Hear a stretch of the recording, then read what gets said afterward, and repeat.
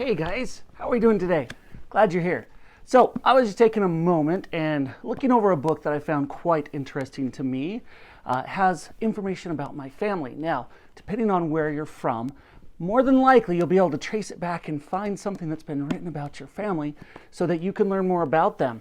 It's kind of nice to know your culture, your history, and where you came from.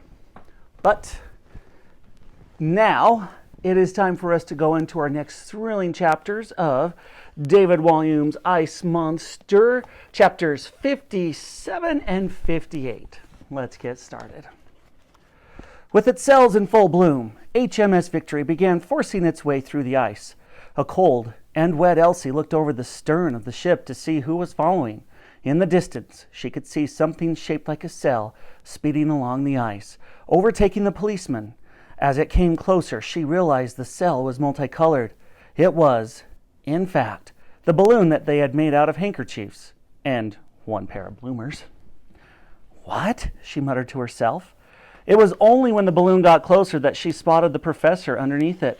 He had attached the sail to his wheelchair and was using the power of the wind to drag himself along. "You can't put a great man down," he called out. With one hand, he was steering the sail. In the other, he was holding the dart gun. "I have come to take my monster back. This is revenge." "Oh, no," said Dottie. "This never ends." She called out to the Admiral, "Faster, faster." "It's the ice," the man called back. "It's so thick we can't go any faster." "Look," she pointed to the professor. "Maybe we can kill two birds with one stone," replied the Admiral, setting a course straight for the newly built Tower Bridge. Looking across to the riverbanks, Elsie noticed that London had woken up. The crowds were beginning to line the banks of the Thames. Much to her surprise, Londoners began clapping and cheering. They were clearly delighted to see this magnificent beast, the mammoth, brought back to life. And aboard Nelson's old warship, no less. Hurrah! But there was a big problem. HMS Victory masts were too tall to fit under the bridge. "We're not going to make it, Admiral!" called out Titch from the bow of the ship. "We need to get that bridge open," the Admiral called back. Elsie spotted a group of a dozen children loitering on the bridge, the unmistakable figures of the Sticky Fingers gang. "Elsie!" they shouted on seeing her. "Open the bridge!" she shouted back. "Up! Up!"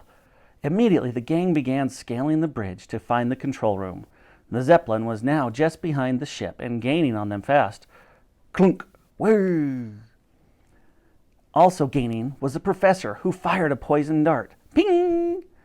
It lodged into Buckshot's pith helmet. "Look where you're shooting, you ruddy fool, or I'll blast you to smithereens," she cried. "Then get that preposterous contraption out of my way." The professor fired again. This time, the dart stuck the Zeppelin's huge envelope of gas. There was a loud farting noise as the air began escaping. In a fury, Buckshot trained her machine gun on the professor. Rat-a-tat-tat-tat-tat-tat. "Missed!" called out the professor. "Check your wheelchair, you old fool!" He looked down. Indeed, she had blasted it out of existence. The professor was now skidding across the ice on his bottom. In all the commotion, what neither had noticed was the Tower Bridge was beginning to rise. The front of the HMS Victory just clipped one of the sides of the bridge as it opened. Scrape! "Hurrah!" shouted the soldiers on the ship as HMS Victory passed under the magnificent bridge. "Hoo!" hooted Willie, joining on. The Admiral looked round to see not only Lady Buckshot looming right up behind him in the Zeppelin, but also the professor skimming along the ice at the stern. "Order those scallywags to lower the bridge, quick! Smart!" ordered the Admiral. "Down, down!" shouted the girl to her friends. Right on cue, the bridge began to lower. The machine gun blasted, once again, ripping through the hull of the Victory. Rat-a-tat-tat-tat-tat-tat. At the bottom of the Zeppelin, Lady Buckshot hollered her instructions to the pilot. "Up! Up!" "Darn," said the Admiral. "She's not going to fall for it." A tethering cable was dangling down from the airship. Using her trunk, Wooly grabbed hold of the end. "Hoo! Wooly!" exclaimed Elsie in delight. This was one smart mammoth. As the engines of the Zeppelin roared, the mammoth used all of her strength to pull the flying machine down. "Help her!" called out Elsie, as the old soldiers rushed to hold on to Wooly to stop her from being pulled into the air. "No!" screamed Lady Buckshot, as the Zeppelin crashed straight into the bridge. Smash! The envelope full of gas exploded in the air. Kaboom!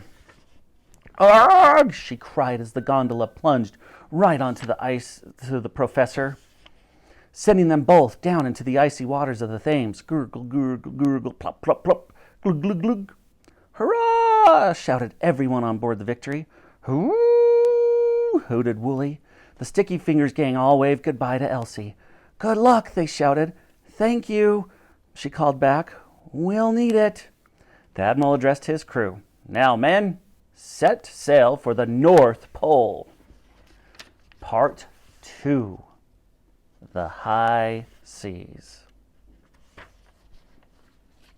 Chapter 58. Slicing Through the Ice. "Which way is the North Pole, sir?" piped up Titch. "Straight ahead, men," commanded the Admiral, pointing downriver. "Then when we reach the sea, make a left." Just as the mammoth's arrival in the city had been a cause of great excitement, its departure was proving even more so. Word had spread fast, and soon it seemed like every Londoner was running along the banks of the Thames, eager to be part of this awfully big adventure. The proud old Admiral saluted them, which made the crowds cheer loudly. "Hurrah!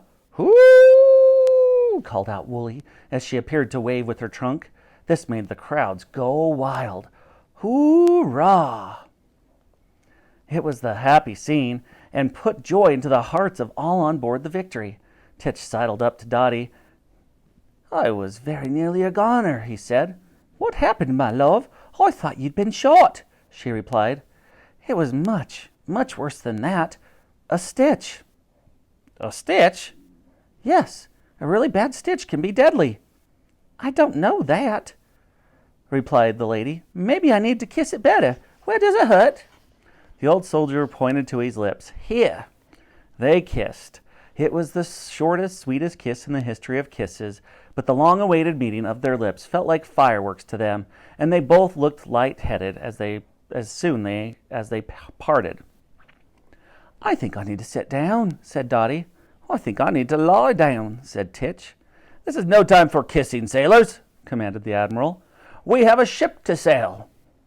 As he gave his orders, the men went to work. Soon HMS Victory picked up speed and began slicing through the ice with ease. As the ship sailed through East London, getting nearer to the sea, the ice became thinner. HMS Victory began sailing faster and faster, until it passed out of the Thames estuary and into the open sea. "Hurrah!" cried the pensioners.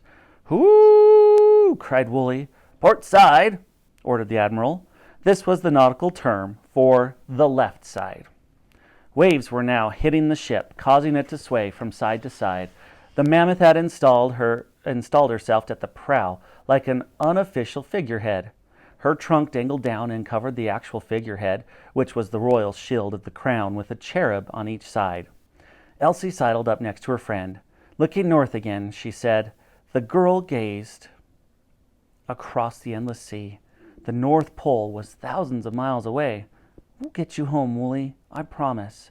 With that, she stroked one of the mammoth's big furry ears. Wooly gently pushed her body against the girl as a way of saying thank you.